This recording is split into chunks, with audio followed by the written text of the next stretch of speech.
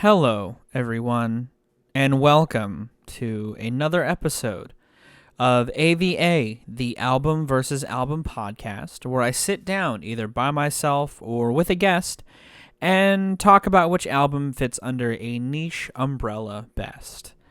How's everyone doing out there tonight that's listening in? Hope you're doing well. This week, we have another solo venture in for you today, one of a very cyclical nature, albums involving cycles and motifs to fortify that cyclical nature. And I hope that you enjoy it. I hope you guys strap in for a nice chill night. Before I get into any of the regular business that we normally tend to at hand, though, I do want to just kind of give you guys some sort of housekeeping updates. This show I take super seriously, and I know that I'm not as consistent with it as I initially pitched, but I am still wanting to do this show. I've realized now, running a podcast solo after being a part of various podcasts for the last 10 years now, it's a whole different ball game. And not that I didn't have any respect for my other co-hosts, Dusty, who ran Analog Input / Rage and Play, or Mark for running Spin It Reviews, or for running Mad Sounds on the Spin It Reviews channel. This is just a completely different beast, holding the reins of a podcast, especially one so very niche. Like, the whole subtitle of this is, discussing which two completely, sometimes different records fall under this very specific umbrella and being able to talk about it.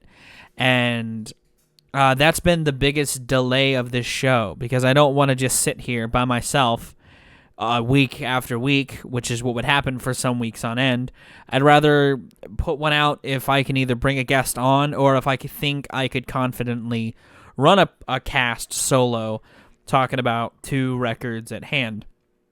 I still have other guests I kind of have on the sidelines, some peeps that I'm going to be bringing on, some of which it's more been a scheduling issue as far as getting them on the show, because they are busy people, and I am also a busy person if you watch the channel. But I also I want to make each episode, kind of work with the guest. Whenever I ask a guest to come on, I've usually given them sort of a few ideas I have in mind for the show, and see which one gravitates to them the most. I did that with Mark the first time he was on. I did that with Spectrum Mark from Spectrum Pulse when he came on. I did that with one of the guests that already has said they would come on. And I've got to do that with the other guests that have also had their interest piqued with the show. But that's been the hardest thing to do, is while I have a lot of ideas for the show that I've come up with. If you follow me on Instagram, you probably noticed that I do have a lot of polls that I haven't even done episodes on yet.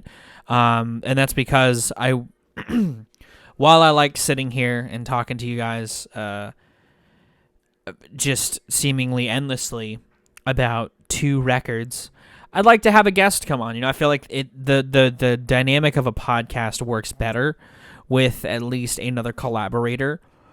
Not that I haven't made videos that are upwards of an hour in length, but I feel like the whole vibe of a podcast works better when it's in like a conversational sense. When it's in especially in one revolving around this particular subject, comparing two things. It's easier to have a framework if somebody takes one side, you take the other, or in the case of the last episode, having somebody present an idea for the episode, and it's easier to kind of spitball and kind of talk about other subjects, like in the Spectrum Pulse episode where we talked about directions we'd like to see the particular artists go. That was an episode with other wealths of conversations that could offshoot from it, or like in the last episode where we talked about where we could see or what the label life has really done for the artists in question. The particular root subject of the question led to more discussions, and I feel like it's easier to do that, or it's more fruitful as far as like engaging for the listener if I have somebody else to sort of bounce off of. Some episodes I can just talk about shit, like the Willy Wonka episode. While that still wasn't as long as I even thought it was going to be, because I felt like I talked about that musical for a fucking while, I felt like I could carry a cast on Willy Wonka alone, because I fucking love Willy Wonka, And I feel like that was a subject that I could easily, I felt comfortable doing that. In today's episode, while it would be interesting to have a guest in the hot seat for this particular episode, I'm not afraid of tackling it by myself, because the two records in question kind of have a very specific goal in mind. And I feel like to compare them on that principle alone, or to talk about what makes them fall under that principle so specifically, wouldn't be hard for me to do. We'll see, though. We'll see how this goes. But I do, again, welcome you to the AvA podcast. And with that sort of housekeeping out of the way, thank you for supporting. Thank you for listening, those that have listened. I appreciate all of you. And I'm always down to growing this show out. I'm still working on getting it on platforms that aren't just YouTube and what the hell do I have this on audio-wise? I'm on another service that I'm trying to get it onto iTunes with, but I've got to get with Mark to help old Grandpa Internet out with that. But yeah, we're pulling the show together, reining it in its own regards. But to start the show proper, how we normally cap things off for those that are tuning in for the first time, is we go over any pertinent questions that happened with the previous cast. So if you do have any questions or have any points of topics of conversation to bring up in a video that I may have missed, feel free to leave it in the comments or to hit me up on social media about it. If I tweet out the link and you listen to it and you have a response you'd like to make for it, post it in them comments, my guys and my boys and goys. But with the last episode, we had Mark from Fully Involved back on the show, good old dear friend of mine, and we broke down which noise rap label debut is more accessible from production to vocals and any gray in between. And Mark had a lovely format change he wanted to present for the show, and I think it came together incredibly well. I really loved that episode. If you have missed it, feel free to listen to it. It's a great time. We break down the real specifics about which would make one more accessible over the other. And as far as any points of topics, I'm not surprised nobody had anything to bring up that we missed, because we combed over those records pretty thoroughly. But we did get a nice comment from Rockin' Movies with Tyler, who said that it's nice to see Mark again as always. And I would wager he'll be back on the cast. We're working on other stuff in relation to that cast right now. But I like working with Mark. He's a nice guy. He's a longtime viewer and a longtime friend in adjacent to that. He's a swell guy. But yeah, we got no other comments in regards to that. Which is cool. Again, that particular episode, I'm really not surprised, because we talked about literally pretty much everything in relation to clipping versus the money store. But hopefully, after listening to today's podcast, I may have missed something, because again, I'm one guy. But the subject of today's episode, like I said, 2 albums of a cyclical nature, 2 albums that have the same sonic concept at their core, but tackle them both incredibly differently. One goes the route of making a riff and morphing the album around that rift, almost like this monolithic snake wrapped around the album itself, with lyrical themes that tie into that paradoxically, Catch-33 is the album. I was trying to think of another allusion or another metaphor to paradoxes, but Catch-33 is the album by Meshuggah, Swedish metal juggernauts. The album going up against Catch-33 is the most recent of the two to have been released, and it is the 8th record, and one buried in the realms of fuzz, really, really niche production. Not lyrical ties that tie it to everything else, but sonically has more going for it as far as diversity across a project, and still finds a way to make it not only loop in on itself, but make every track stand out in its own regard, while having the same ideas of riff motifs and lyrical motifs at the end of certain songs to tie things together. I'm talking about the 8th record by Australian wizards King Gizzard and the Lizard Wizard, Nonagon Infinity, their 2016 rock classic, a record that I really love. And I love Catch-33. Catch-33 is actually maybe my favorite Meshuggah record, one of my favorite Meshuggah records, and Nonagon Infinity is definitely my favorite King Gizzard record. Not their only good one by any stretch of the imagination, but it was my introduction to the band and is easily my favorite. And the question I'm asking, which I will then break down each record back to back, is which one long jam album creates a better, seamless, and extended yet engaging experience? Now, what I mean by that is, like I said up at the top, these two records, very loop-centric in nature, in approach, in song construction, in riff construction. Catch-33, to start there, kind of builds upon the previous EP that they dropped, which came out, I believe, the year before, and was an EP of a similar concept, taking one huge track and making it sort of an EP's length. Other bands have done stuff like that. They've made sound collage experiments, or they've made sort of their own one song jam into a record or an EP. But what makes Catch-33 so different is its song length and how each section sort of melds into elements that evolve across the record, and it has a lyrical concept to tie it all together as well. And a fun fact about the record before we get more into sort of the hidden guises within the concepts of the album. It's also the first record from the band where all of the drums are programmed. They're not performed. Thomas Hawk, the god himself, programmed the drums on Catch-33 using samples of his own kit, which is weird. I don't know why he did it. You really can't tell. Like, it sort of helps meld their very mechanical sounds. Like, Meshuggah, for all, as raw as they can be, they have a very mechanic side to their sound. So it's cool that they had a record, like this was sort of the debut record for them, diving even further into that with programmed drums done like that. And I think, like I said, it's seamless.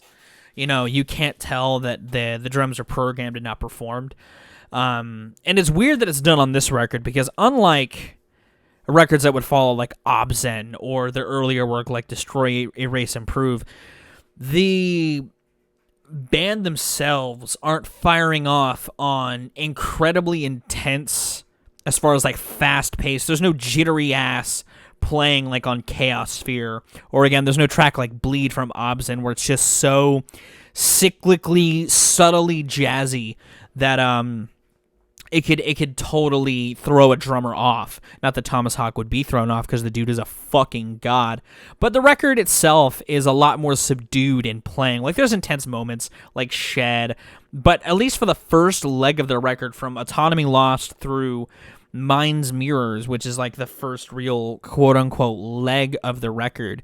The album itself plays it in more of a groove-laden realm. Nothing sort of started that foundation of really being proto-gent, and this sort of fleshes it out even more.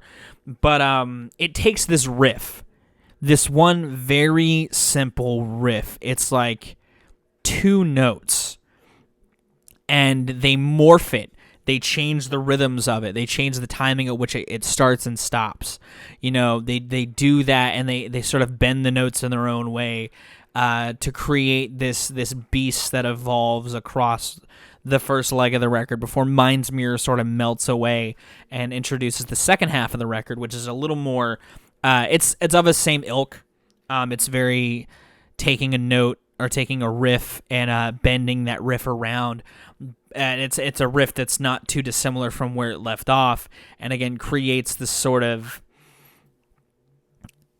all-encompassing experience because of it. But it's a point where they get a little more experimental with their riff work. Their backing guitars play even more with unsettling sounds, because throughout the first leg of the record, there are backing guitars and stuff that kind of come in to kind of add these other textures between tracks like Autonomy Lost and Disenchantment and Reanimate. But as a whole, it stays within this very samey realm. The part that gets really weird is when the vocals come in and they're like vocoded almost. They create this sort of transcendental moment in the record where the themes get even more apparent because a lot of the guise of the aggression is dropped, and it's interesting. The whole construction of this record is really cool because it was made to be like this. Like I said, each song bleeds perfectly, or each section of this quote-unquote one long song bleeds incredibly well into the next. It's not like a moment where there's a jarring cut across the entire runtime. Even a track like Is Death, which ends on this very sort of lower key note before exploding into Shed, there's no jarring cut there, and it's impressive. This feels like a record that could be easily played live in a setting, and it would fucking kill because it's again meant to be presented in such fashion. It's very similar to how I described the Ghost records by Nine Inch Nails, even though those are clearly separate ideas because they're so innocuous in nature. They pair really well as one complete project. This, from its repetitive riff work to its building in sounds in the background, to its very bare bones drums, it feels like one cohesive, long-ended experience. You know what I mean? It's incredible. I really love Catch-33, and again, I love the idea of them using the number 33 and all of these lyrical allusions to paradoxes. I think is really cool. But it's also cool because, like, in the record itself, the concept, it kind of is a point where the band comes full circle in embracing subtle nods to the number 33 that have been done throughout the discography. And I feel like that ties into the concept of the record incredibly well, and the title of the record. It feels like a record the band had been building up to make throughout their entire career, and it's incredible that it came together so holistically as it does on Catch-33. It doesn't loop back on itself quite like Nonagon Infinity, but I feel like the approach of this record itself is just impressive in its own regard. I think that Meshuggah really built up to this record incredibly well. They and I think again it's a flawless execution of this one long jam. And I think that it's definitely, that would be its case as to why I would consider it a more engaging experience. While it's a lot more subdued, the riff work evolving is such a really cool thing to hear. It's a cool experience, and the record gives you breaks from a break, really. There's another one in the Death is Death twofer, but it gives you a full-fledged break at the perfect point when you've been having this riff just continue to wind up the entire time. It gives you this perfect point of release where those synths come in, or the vocoded vocals come in, and there's this sort of rumbling lowness to the Mind's Death track that completes the entire experience and bridges both sides of intensity incredibly fucking well. And it's something that the listener can just listen to, and again, similarly to what I'll talk about with Nonagon Infinity, listen to, not realize what's going on, and not realize that they're like 5 tracks deep on the record, because the record's paced in a way that's like that. There's points, like I can tell you the point that I realized I was listening to a different song in Nonagon Infinity, but listening to Catch-33, it's really hard to get to that point because the record is so seamlessly tied together and it fits so fucking perfectly that it's incredible. Again, it's just such a great experience, and I feel like the first time listening to it, it creates this insane experience for the listener to see that they're deep in a track listing. They're really feeling this riff, and they're realizing that these subtle changes have landed them where they are, and it's jarring. But it's really, really pretty awesome. And on the other side of that coin, Nonagon Infinity is insane. So sonically, it's interesting because it's like it's a return to their more garage rock oriented sound, because the record that came out the year prior, Paper Mache Dream Balloon, was a little more folk ridden. Lots of acoustic instrumentation appeared on the project, and it's a lot more old school psychedelic folk inspired. But Nonagon Infinity was this return to the psych rock, garage rock sound that they kind of started off with. And I didn't know that at the time, but I think it's cool that after taking sort of a break from this rock sound, they come back with a record that is not only super fucking tight, bare bones, one of the tightest rock records of the 2010s, in my opinion. It's an incredible fucking release that upon first listen really blew my goddamn mind. It's a little shorter than Catch-33. It's only a couple minutes shorter, but in that time, it is vacuum sealed with how great the riff work is, how exciting the solo work is, how great the flourishments are when they happen. This record is it gave me a similar experience to listening to Catch-33 did the first time.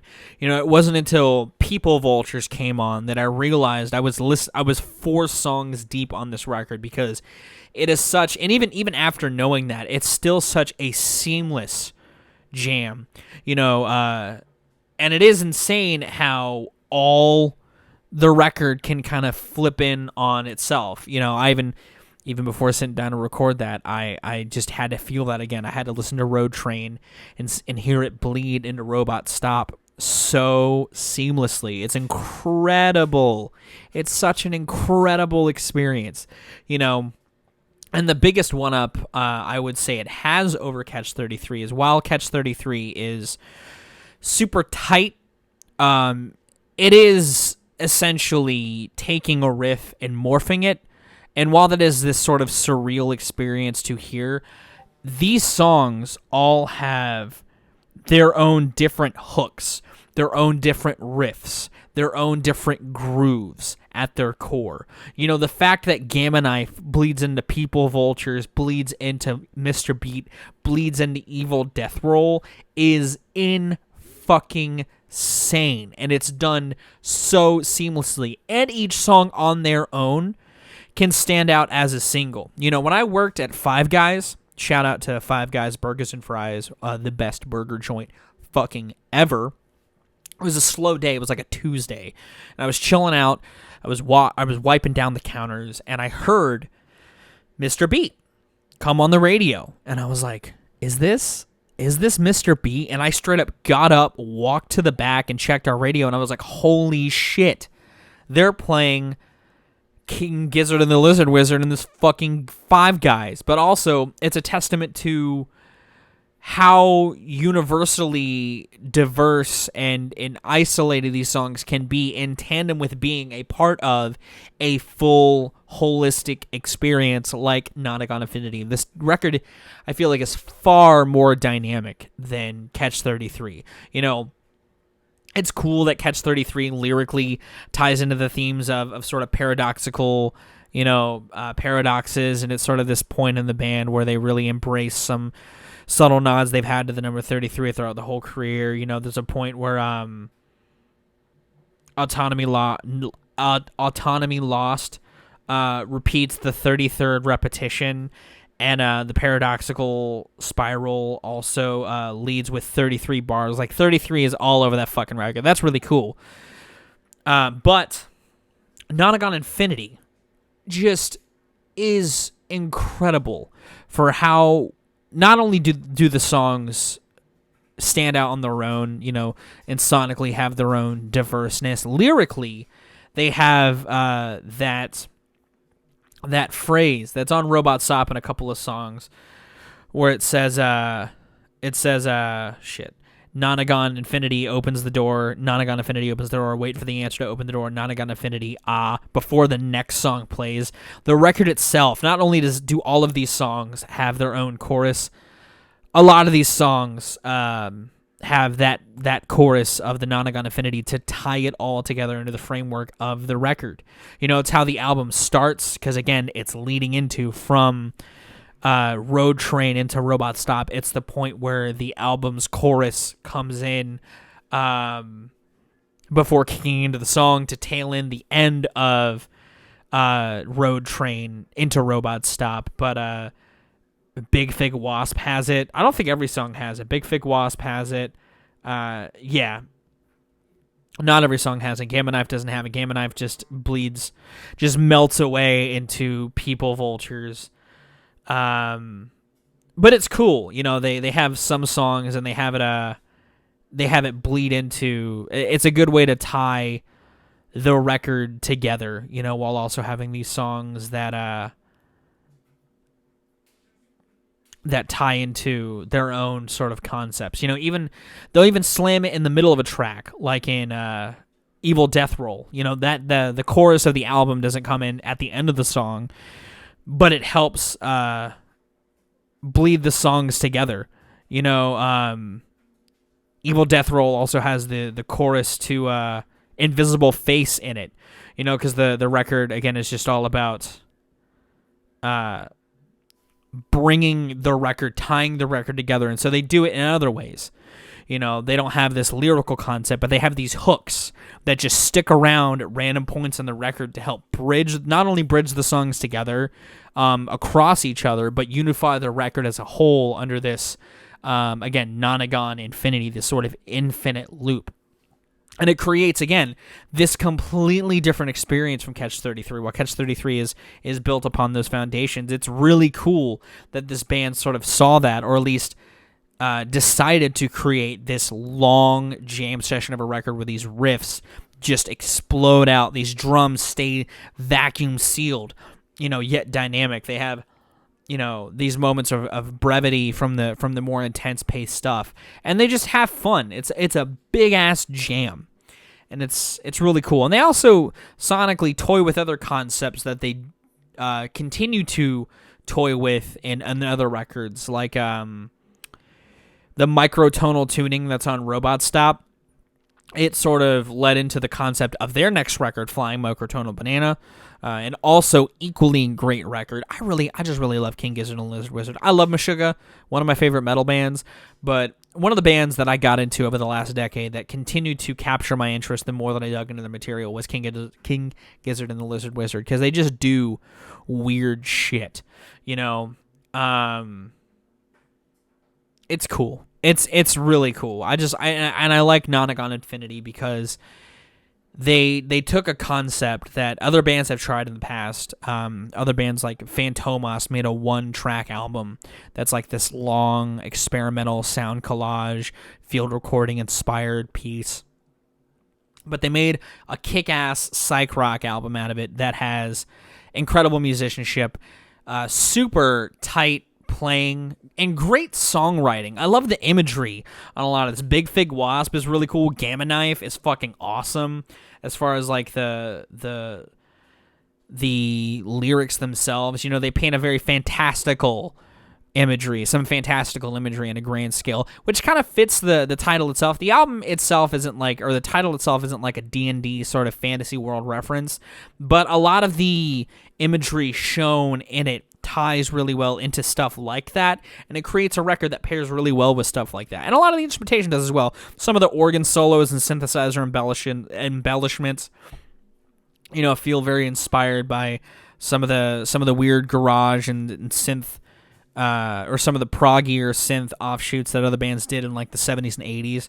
I don't know, it was a cool record. And I feel like if you're talking about one that's engaging with the listener, you know, while it's cool that Catch-33 does that in its own sort of subtle way, the fact that these guys can have these bombastic tracks after these bangers after bangers, have them tie so well together that you still fool the listener, it's sort of a testament to the band's talents, you know?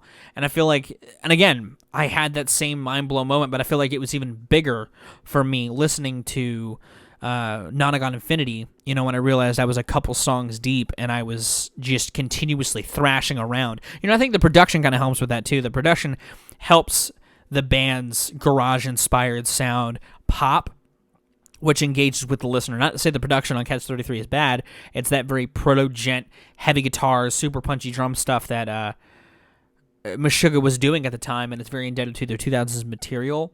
But I feel like the vintage sound of Nonagon Infinity gives it a little more flavor that the average listener especially can just kind of hook onto. You know, the vocals are really nice on the ears, you know, and a lot of that stuff. And that's very subjective. That's the word I was looking for as to what one would prefer more. And while I personally like Catch-33 more, I feel like the average listener wouldn't. The average listener would at least be drawn to songs from Nonagon Infinity more. And I feel like people would enjoy the idea of Nonagon Infinity more. You know, it's cool to hear a rock band like that create these jams and have them tied together without trying to make it one long song. You know, and I feel like that's the big difference between these two records. Is Catch-33 is built on the foundation of making a song evolve across an album-length experience, whereas Nonagon Infinity are a batch of songs that continue to engage with the listener here and there, jumping in a soft moment, picking it back up the energy, you know, melting the listener's ears with the shredding that could happen at some points. And I feel like ultimately that's what makes it, as far as an album experience goes, maybe a little more engaging. You know, while I like Catch-33 more personally as a record, I love Catch-33. It's one of my favorite metal records, one of my favorite records of all time, period. It's in my top 100. Nonagon Infinity, I feel like, would be maybe the better album experience. You know, or at least as far as album in this concept. You know, at least as far as answering the question, which is a seamless yet extended experience, I would say Nonagon Infinity would take that crown, possibly. You know, I still like that one song into an album experience. You know, I liked I for the same reason, but you got to give it to King Gizzard, man. They created something completely different with Nonagon Infinity. You know, they took the concept of a looped album and making it loopy as shit. And also, I gotta give it a nod because Catch-33 doesn't loop on itself. Nonagon Infinity does. The record itself is just this seamless. You can listen to it forever, and it'll just continue to loop on itself. I wonder how many times somebody has spun this once in a sitting. How long has somebody sat with this record, solely this record, and listened to it on a cyclical loop? I'm genuinely curious. I want to know. Have you, listener of this podcast, listened to this record more than once in a sitting just because you really like it? You know, it's a tight 41-minute, almost 42-minute listen. You know, it's not too much time. How long have you spent with this record in one sitting. Catch-33 isn't, again, too much longer, 47 minutes, but it doesn't loop on itself. It's not a one-to-one flip of its sound. But that'd be really cool if it was. Because that riff, again, it's so easy. It would be so easy for them to subtly morph the riff back into its core self before flipping it back on its head. I think that'd be really cool. I kind of wish Meshuggah had done that with Catch-33 because it's really, that would set it over the edge. But yeah, I don't know. I feel like I've gone on. I feel like I've said all I had to say about these two records. I'm walking away from this podcast after talking about both extensively, saying Nonagon Infinity definitely would be the one cyclical, or the winner of the two one long jam, seamless, extended yet engaging experience. And you guys on the Instagram agreed with me. 27% voted for Catch-33, and Nonagon Infinity, you got a good 73%. And the peeps that voted for some of the peeps that voted for Catch-33, I'm not surprised. Some of the metalheads in my subscriber base, Captain Kangaroo voted for Catch-33. Josh, Runner JMA, also voted for Catch-33. And that may be a testament to, again, the more appeal of Nonagon Infinity. Shake voted for Nonagon. Not that I don't think he hasn't listened to Meshuggah, but I don't strike him as much of a Meshuggah fan personally. Mark also voted for Nonagon Infinity. And that's the interesting thing about these polls. It's not just a sentiment of who maybe agrees with a sentiment, but as to who likes the album more or who necessarily has exposed themselves to the album more. Because it's not to say everyone who voted hasn't listened to both records extensively, but I do wonder sometimes about that when I'm putting these polls up. Sometimes it's less or so, as there's some polls where I'm like, there's two records that clearly have a big fan base, and it's more about who genuinely likes this more than what, or feels like it fits that criteria more than that. But who has engaged with the project enough to share that sentiment, and again, bias factors into it. Initially when I was going to sit down to do this podcast, or had conceivably thought of the idea to do this podcast, I was on Team Catch-33, because I really think Catch-33 as a one album experience is incredible.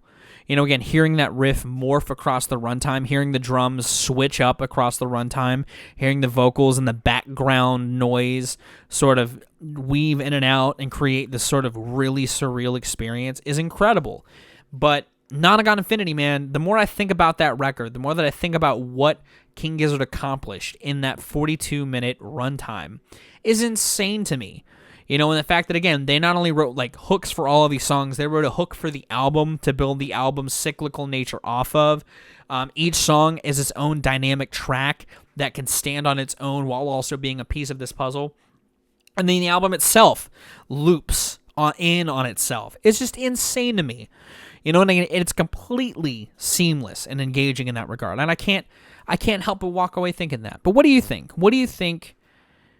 Which record do you think fits? God, I'm thinking all over the place.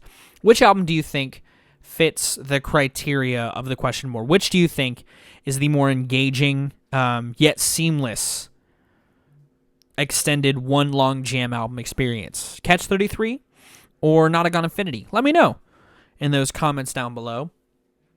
If you've made it this far on the podcast and you do like it, be sure to give it a like. If you want to see more of my music, gaming, and general nerdery content, be sure to subscribe. Special thanks to my patrons. If you want to join their ranks to get early access to content, exclusive content, or to help drive the community, I recently, as of posting this podcast, just put a picture up and detailing in the description of that the first 5 redacteds of 2021, barring any extraneous requests that I get in the meantime. So if you want to see what records I'm going to be tackling for Redacted the first 5 months of 2021, it's linked in the description. It's on the basic tier, so anyone $1 and up can get access to that. But I got a whole bunch of stuff over there. I got video updates, extended cuts of content. I have discography reviews up there that won't be going live until late next year. By the end of the month, though, I'll be starting in 2022. But yeah, I'm gonna get out of here. Thank you so much for listening. If you're following me or if you're listening to me somewhere that isn't on YouTube, follow my social media. I'm at Viral Rack everywhere.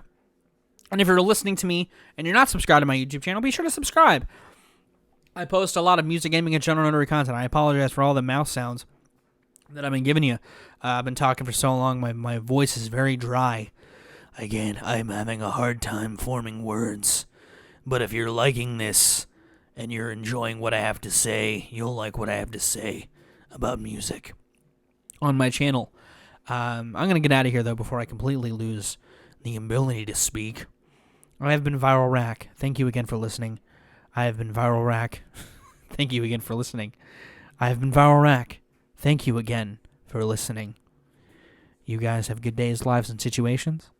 And I will catch ya, see ya, talk to ya, hear ya, chat with ya, hear what you gotta say. Another day. Goodbye.